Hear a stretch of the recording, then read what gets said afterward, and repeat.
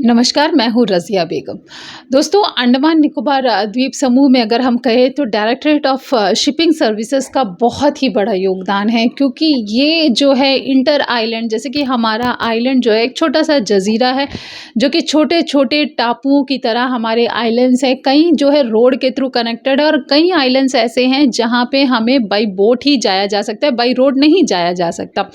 तो इसी तरह से अगर हम पोर्ट ब्लेयर में देखें, हम यहाँ के रहने वाले हैं, यहाँ पे हज़ारों की तादाद में लोग आए दिन डीएसएस के जो बोट्स है उसमें सफ़र करते हैं। जैसे कि डंडस पॉइंट का इलाका हो या बम्बू फ्लैट, मनार घाट, विम्बरलीगंज, शोर पॉइंट, इस तरह के जिरगाटान, ये सारे इलाके के लोग जो है आए दिन हर दिन पोर्ट ब्लेयर जो है सफ़र करते हैं।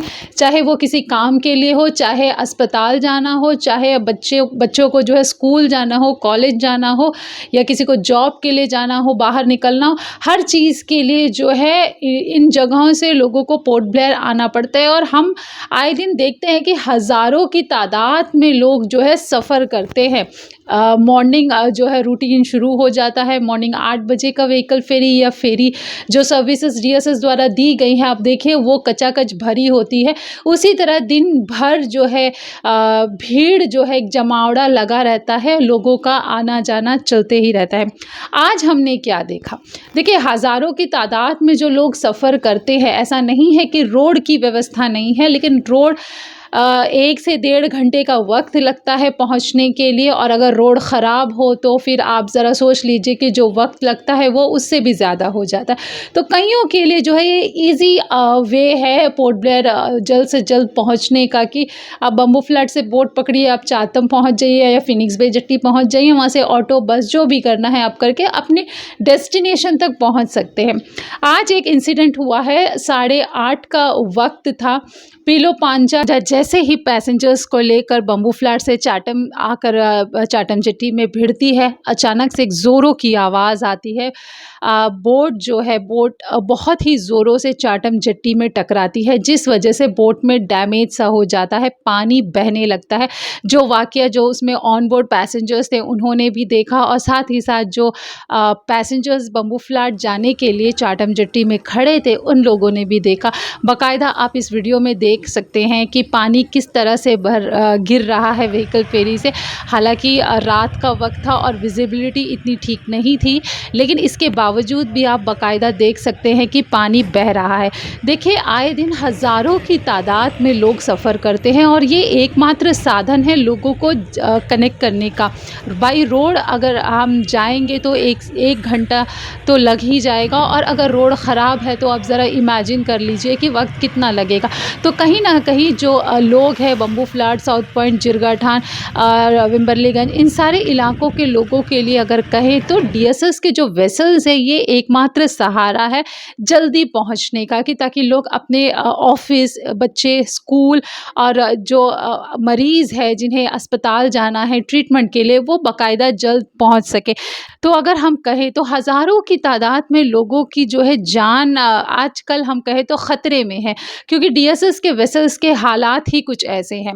आए दिन अगर हम देखें, या तो व्हीकल फेरी का रैम्प टूट जाता है, उसके बाद पैसेंजर्स उतारते हैं और फिर पैसेंजर्स लेते नहीं हैं, ये कहते हुए कि रैम्प टूटा है, हम नहीं चला सकते।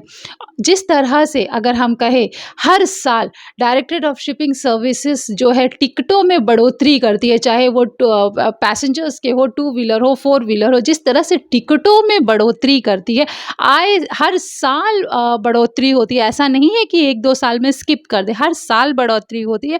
तो क्यों ना डायरेक्टरेट ऑफ शिपिंग सर्विसेज द्वारा आम जनता को फैसिलिटीज़ देने के लिए बोटों की भी बढ़ोतरी की जाए।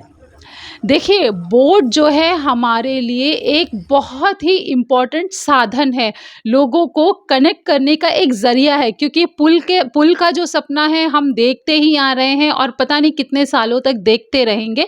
लेकिन जो अभी फैसिलिटीज़ अवेलेबल है उसमें तो बढ़ोतरी होनी चाहिए।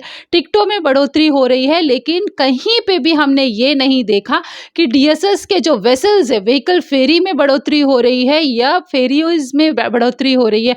व्हीकल फेरीज़ की अगर हम देखें तो उनकी भी उम्र हो चली है, लेकिन उसके बावजूद भी चल रहे हैं। फेरीज़ का तो ठीक है कि हाल-फिलहाल में पहुँचे हैं, 2-3 साल, 4 साल पहले जो पड़ाक डुगोंग ये जो फेरीज़ आए हैं, जो स्पीड है और अच्छी बोट है, लोग पसंद करते हैं उसमें सफ़र करना क्योंकि वक़्त पे पहुँचा देते हैं, जल्द पहुँचा देते हैं। लेकिन जो व्हीकल फेरी जो एक इम्पोर्टेंट साधन है, जिसमें लोग अपने गाड़ियों को लेकर इस पार से उस पार तक जाते हैं, इसमें बढ़ोतरी ना दिख रही है, ना कोई नया व्हीकल फेरी हमें नज़र आ रहा है, ना जो है वो प्रॉपर हमें दिख रहा है। तो कहीं न कहीं लोगों की जान को जो है अब लग रहा है कि अपने हथेली में रखकर अब सफ़र करना होगा। डायरेक्टरेट ऑफ शिपिंग सर्विसेज़ के बोटों में ना जाने कब क्या हो जाए।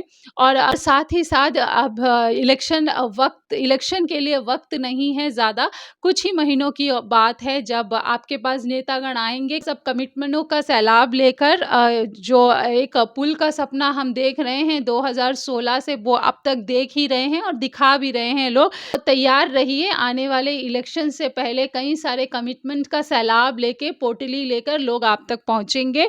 आप भी रेडी रहिए और हिम्मत तो रखिए कहने के लिए कि आपकी ज़रूरतें क्या थी, आपकी क्या उम्मीदें थी और क्या कब तक पहुँची है और कितना पहुँची है।